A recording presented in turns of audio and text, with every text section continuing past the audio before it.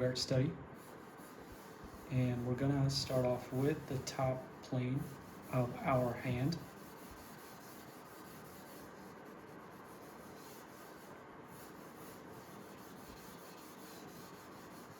Okay, so you want to keep in mind, these perspective lines, right? Like this is, these two are meeting at a vanishing point. So I'm gonna put VP here. So really important.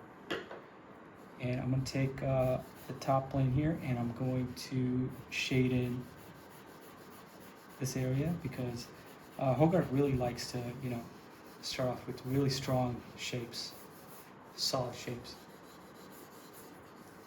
Okay, I'm gonna take in this plane here, this area here, right? And we're going to extend this out.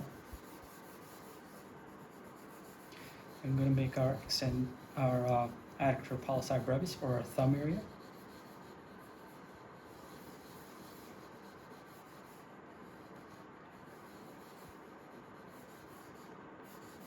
Okay, and we want to be mindful of these planes, okay? This plane, and this.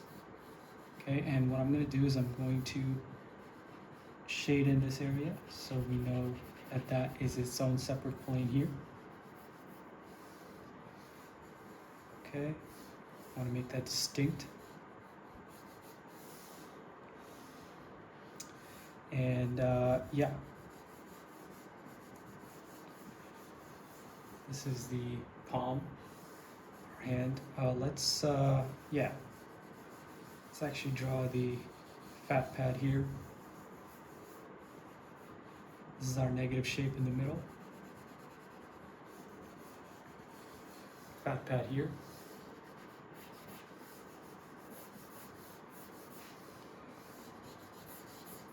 Okay, and of course our hand.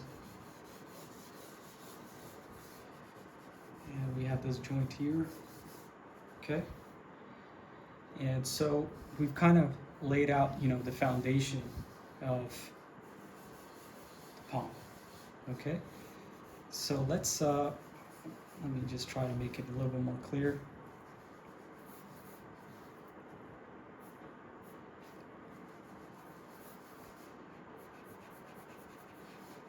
Okay, now let's label these. This is going to be